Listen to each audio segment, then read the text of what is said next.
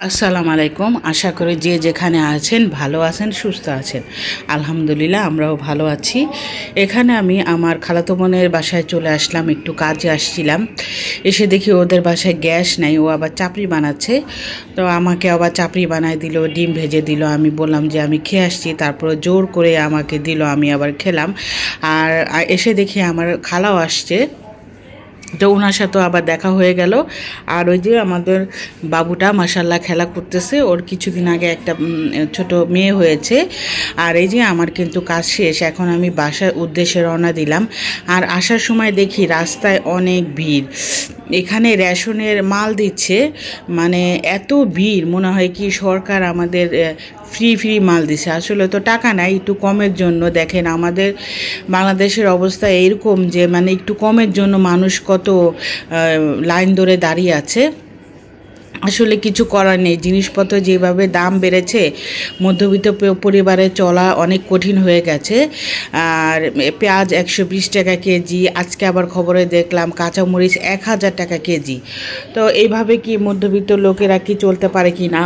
আমরা আসলে একবারে নিচেও নামতে পারি না, আবার একেবারে উপরে উঠতে পারি না। যারা আমাদের থেকে নিচু স্থানে আছে তারা কিন্তু ভিক্ষা করে বা ঘর মানুষের বাসায় কাজ করে, তাদের কিন্তু চলে যায়, কিন্তু আমাদের কিন্তু উঠতেও পারি না নামতেও পারি না, এই একটা অবস্থা।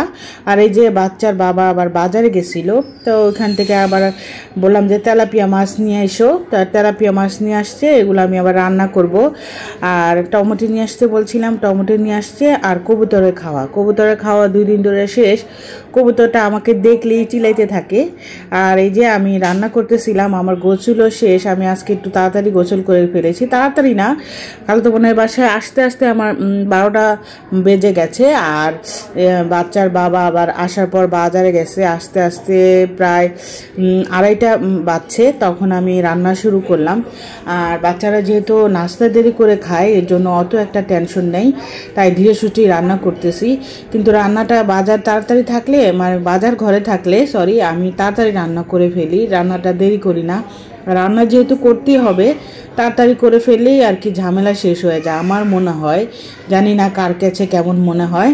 আর এই যে মাছটা ভাজার সময় দেখি একটা মাছ আরেকটা মাছের সাথে লেগে আছে, তো আমি আবার ছুটানোর চেষ্টা করছি। এক হাতে ক্যামেরা তো, তাই এজন্য আর কি সমস্যা হয়। আর এই যে আলু দিয়ে টমেটো দিয়ে আমি মাছটা রান্না করে ফেলেছি। এখানে আবার ফ্রিজে মিষ্টি কুমড়া এনেছিল সেদিন 1/2 কেজি, আমি আবার অল্প একটু রেখে দিয়েছিলাম, সেগুলো দেখলাম ফ্রিজে নষ্ট হয়ে যাচ্ছে, তাই আবার ভাবলাম যে তরকারিতে দিয়ে দিই, ভালো লাগবে। একবার ভাবছিলাম দিব না, যদি বাচ্চারা না খায়, তো দেওয়ার পরে দেখলাম মাশাআল্লাহ ভালোই লাগছে আর কি তরকারিটা খেতে।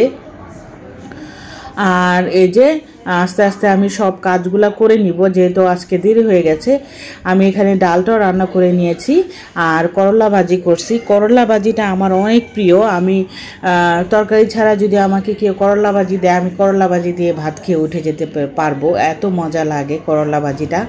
করলা ভাজি আমি আর নিধির বাবা খাই, আমরা দুজন খাই, দুজনই পছন্দ করি। বাচ্চারা নেহা মাঝে মধ্যে একটু খায়, কিন্তু নিধি খেতে চায় না।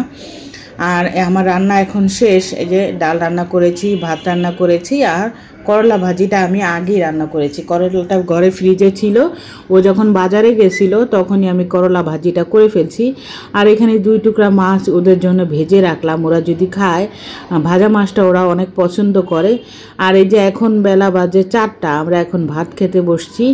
আর আমি কিন্তু এই যে করলা ভাজি নিয়ে নিয়েছি, আমার প্রিয় খাবার করলা ভাজি, আমার খুব ভালো লাগে করলা তরকারি, করলা ভাজি। আমি যখন ছোট ছিলাম আমার আম্মা দেখতাম করলা তরকারি রান্না করতো, আমি খেতাম না, আমি বলতাম কি যে এটা কিভাবে খাও। এখন বয়সের সাথে সাথে সব চেঞ্জ হয়ে যায়, আসলে এরকমই মনে হয়। আমার মেয়েও এরকম খেতে চায় না, আমি আবার বলি যে আমার মতো যখন বয়স হবে তখন তুমিও খাবা। আমার মেয়ে বলে আমি জীবনও খাবো না। আমি বলছি এক সময় আমিও বলছিলাম যে আমি খাবো না, কিন্তু এখন কিন্তু সবই খাই, এখন সবই ভালো লাগে। আর এই যে তরকারিটা আর ওরা দুজন ঘরে বসে টিভি দেখছে আর খাচ্ছে, আর আমি আর নিধির বাবা একসাথে বসে এখানে খেয়ে নিচ্ছে। আর ওয়েদারটা কিন্তু মেঘলা মেঘলা, আকাশটা ধুম ধরে হয়ে আছে, মনে হয় কি বৃষ্টি হবে। আর দুপুরে খাওয়া দাওয়ার পরে পাটা দেখে একটু ভালো লাগতেছিল, তাই ভাবলাম যে আলমারির কাপড়গুলো এত নোংরা হয়ে আছে, মানে অগোছানো হয়ে আছে, সেগুলো আবার সব আস্তে আস্তে নামালাম। আসলে গুছাতাম না, একটা জিনিস খুঁজতে যে তো ভাবলাম যে এগুলো গুছায় ফেলি। আলসামি করে অনেক দিন হয়ে গেছে, গুছাই না, আর মনও ভালো থাকে না এইসব কাজ করার জন্য।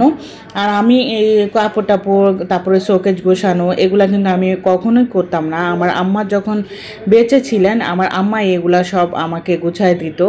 তাই এই আলমারির কাপড় আর এই শোকেজের এগুলা গুছাইতে গেলে না আমার কেন জানি মাথায় একটা ঘুরান দেয়। আমি বুঝি না এটা কেন হয়, আপনাদের সাথে হয় কি না, আমার সাথে হয়। এই জন্য আমি খুব কম গুছাই। আর এখানে যে আমার মেয়ে আবার নাটক দেখতেছিল, আর এই শাড়িগুলা বের করে আমি আমার শাশুড়ির কথা মনে করলাম। আমি কিন্তু জীবনে একটা শাড়িও কিনি নাই, আমার শাশুড়ি আর আমার ননাসা আমাকে এই শাড়িগুলা দিয়েছে।